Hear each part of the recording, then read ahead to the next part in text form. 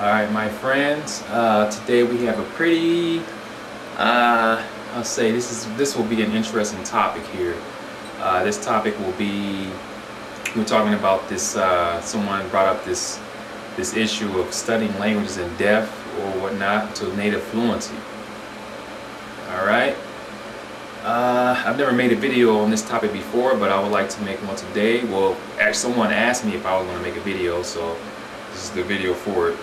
Okay, so studying a language to native fluency, as I mentioned before, everyone has their own goals when learning a language, and I think that anyone who's interested in learning language, they should set some sort of a goal, what they want to do, what their intentions are for learning that language.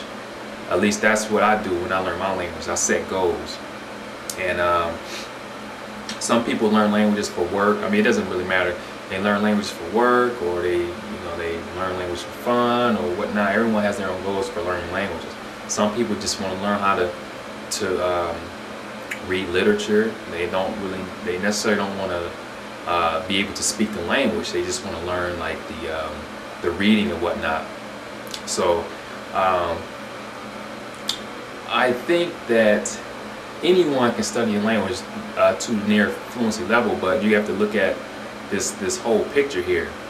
If you're studying multiple languages, that's going to be pretty tough to do if you don't have any intentions on going to the country.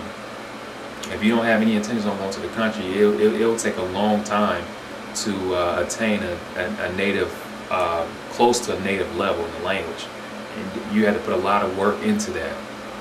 And for me, I have goals on every language I study. I try to get to at least an intermediate level. Once I reach that intermediate level, that's it for me. You know, the reason why I say that is because for now, I don't have any intentions on going to live in the country for more than 3 months. Okay, once that time comes, then my level in the language will of course go higher. Will go higher. But now I'm just trying to learn a language to at least an intermediate level, because once I get to that intermediate level, I'm pretty much able to have some decent conversations, speak with native speakers, and you know, have fun with native speakers. And I think that's a pretty good level if you don't have any intentions on going to the country. Now, yeah, so like in the future, I have some plans on going to several countries and spending at least, I want to try to live in each of these countries for at least 3 to 6 months. And it's guaranteed, if I go to the country and I stay there for at least 3 to 6 months, I'm going to be near a native fluency, because I know how to learn languages. I know what I need to do to obtain such a level. But for now, I'm not going to do that, because I don't think, because when you talk about a native fluency, you're able to talk about anything. You're not limited at all in the language. You talk about politics, you have politics, medical, everything. That's everything. And you know, in order to be able to talk about such topics, you have to really use the language every day. And see, unfortunately, I don't use all of my languages every day on a daily basis.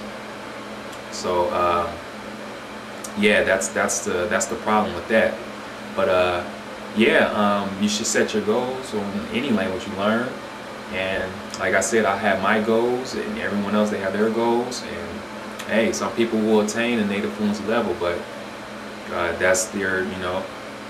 I think if you're studying one language, let's say you're not studying any other languages. Let's say for example, I was just studying Chinese or something, and I just focus on Chinese, and that's it. I don't want to learn any other language. I'm going to attain a near fluency level, because that will be the only language I'm studying. That will be the only language I was studying. I mean, you don't really have a choice. Once you get past intermediate level, you just go explore new things. You have all this time to just go explore, and it's very possible. So you don't get me wrong. You don't have to necessarily go over to the country to obtain a native fluency level, but at the same time, if you're studying multiple languages, it'll be a tough task, especially if you're studying more than 5 different languages. It'll be a tough task, because you have to, like I said, you have to really use these languages like in every aspect, you see. If you have a job, it'd be great if you're a translator, interpreter in your city, and you're able to, you know, help out in hospitals or in courts and whatnot. That will be great for your language. But unfortunately for me, I don't do that. I tutor students. I just help them, you know, learn languages to get them to a nice level. And I tell them, you know, if after you reach this intermediate level, if you want to take it to another level, you know, you can go over to the country, spend at least 3 to 6 months, and you're good to go. You get to a higher level. And as I mentioned before, it's always good to be on at least on an intermediate level before you go to the country.